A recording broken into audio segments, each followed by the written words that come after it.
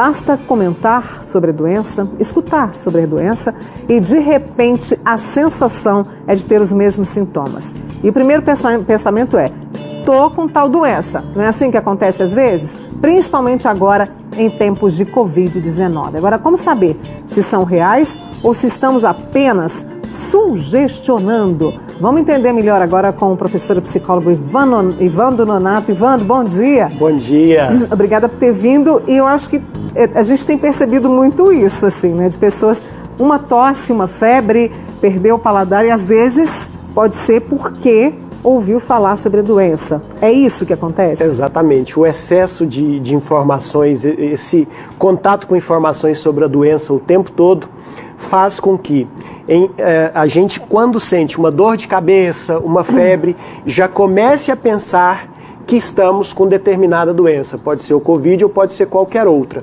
E aí o nosso cérebro, para a sugestão, ele funciona em looping, que é um ciclo.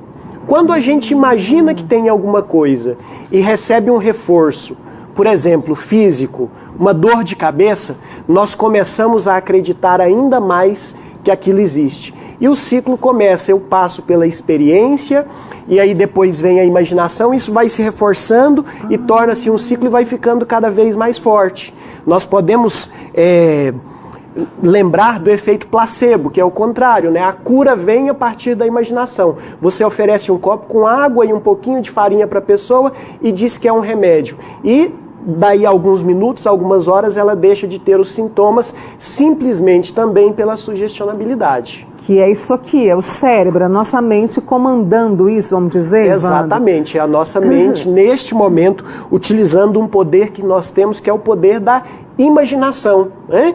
Para as pessoas que estão em casa, o nosso cérebro ele não entende a diferença entre o que é real e o que é imaginário. Se nós fecharmos os olhos agora e imaginarmos que estamos com uma experiência, com um limão, uma gota de limão na boca, e imaginando que esse limão está super ácido, existem muitas pessoas que vão salivar neste momento, inclusive eu agora acabei de salivar, mesmo não tendo limão algum. Então é o poder da sugestionabilidade e da imaginação agindo. Algumas pessoas são mais, né, digamos assim, sugestionáveis, são do que mais outras. Do que outras. E o que pode explicar isso? Sim, eu estou falando aqui hoje sobre o prisma da hipnose. Por quê? Não existe um estudo muito grande sobre sugestionabilidade. Os hipnoterapeutas são os que mais utilizam esses estudos justamente para poder tratar os seus pacientes. Eu sou especialista em hipnose. Disse que 20% da população mundial tem um nível de suscetibilidade maior do que as outras. E uma das principais características dessa sugestionabilidade é que ela é hereditária. Se eu tenho uma sugestionabilidade alta, é possível que os meus filhos e parentes próximos também tenham esse nível de sugestionabilidade alta, né? Então elas vão ser mais suscetíveis a essas informações que vêm de fora, a essas pequenas sugestões que são plantadas no dia a dia. Quer fazer uma pergunta para o professor, né, Ivando? 99897.000. Agora, há uma diferença, né? Algumas pessoas me perguntaram isso também. Sugestionabilidade e hipocondria. São caminhos diferentes. Sim, a hipocondria já é uma patologia onde o sujeito vê doença em tudo e começa a tomar medicamentos para qualquer coisa. É uma exacerbação dessa característica, né? O que é diferente de sugestionabilidade. Apesar de o hipocondríaco ser altamente sugestionável às doenças, mas aí já é um nível patológico. Essa pessoa ela tem que procurar a ajuda de um psiquiatra para que ela seja devidamente orientada, medicada, e também um trabalho psicoterápico com psicólogo especialista é muito interessante. Ivando, nós estamos vivendo uma situação totalmente atípica e o medo se fez presente de uma forma um pouco mais intensa. O medo também é a base para essa sugestionabilidade? Sim, o medo faz com que essa experiência ela aumente. Por quê? Nós vemos os nossos semelhantes, uma pessoa do nosso lado pegando a doença, esse medo aumenta. Isso. Com o medo aumentado, a primeira dor de cabeça que eu tenho, a primeira febre que eu tenho, eu começo a imaginar, eu estou com Covid, eu posso estar com Covid. E aí essa experiência, ela acaba se tornando física e a pessoa começa a reproduzir todos aqueles sintomas. Eu quero saber o seguinte do professor, vou fazer uma pausa com ele aqui, né, justamente para saber o seguinte, como é que a gente faz para identificar se é real ou não e como a hipnose, se a hipnose ajuda, né? Tá bom? Estamos de volta e hoje a gente está conversando sobre uma questão que se chama sugestionabilidade, ou seja, basta comentar sobre a doença e de repente a gente tem a sensação de ter os mesmos sintomas. Eu estou recebendo o professor psicólogo, especialista em hipnose, professor Ivandro Nonato. Já vem com algumas perguntas. Teve uma amiga nossa que perguntou o seguinte: é possível fazer o caminho inverso? Ou seja, a pessoa acha que não tem nada, segue a vida segura? Pode acontecer?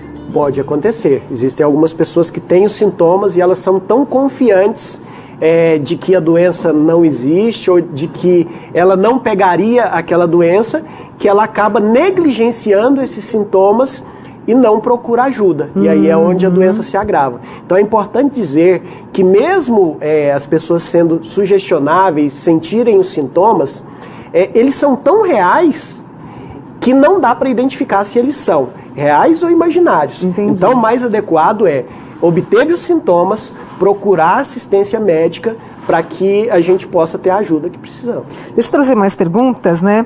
Olha só, Mônica, se alguém sente dor perto de mim, eu sinto a mesma dor no mesmo lugar. Então ela é forte, né? Exatamente. Nessa questão da sugestão. Sim, uma pessoa que sente a dor no mesmo lugar, ela ressoa o outro.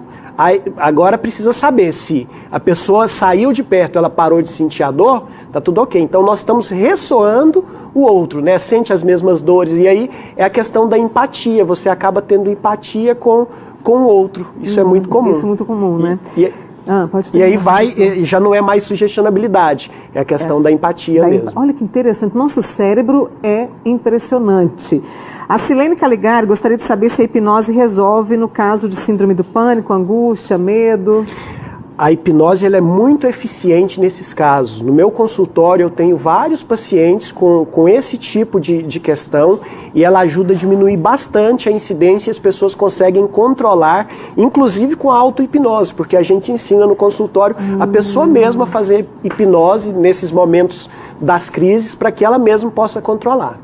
Você estava me explicando durante o intervalo, o nosso cérebro tem dois lados. Nessa questão da sugestionabilidade, um dos lados ele é trabalhado com maior intensidade, é isso? Justamente, nós temos o hemisfério direito e o hemisfério esquerdo. O nosso hemisfério direito é responsável pela imaginação, pela criatividade, e é aí que acontece a sugestionabilidade. Já o hemisfério esquerdo é o hemisfério da razão, da lógica, da matemática. Então, quando nós estamos em um nível de sugestionabilidade muito alto, nós temos que estimular as atividades do hemisfério esquerdo, que é o responsável pela razão. Inclusive tem até alguns exercícios que a gente faz quando a gente está num quadro de ansiedade, de medo muito grande, que é para estimular o outro lado, os dois hemisférios cerebrais, para eles se comunicarem, que a gente pode pegar um objeto e começar a jogar ele de um lado para o outro. Nós estimulamos os dois lados do cérebro, eles se comunicam e a gente consegue diminuir esse processo. Simples assim, professor? Simples assim, simples assim. Na hora do medo, da ansiedade, faz essa brincadeira. Exatamente. E equilibra. Por 1 ou 2 minutos, você pode ser um vidro, alguma coisa, você começa a jogar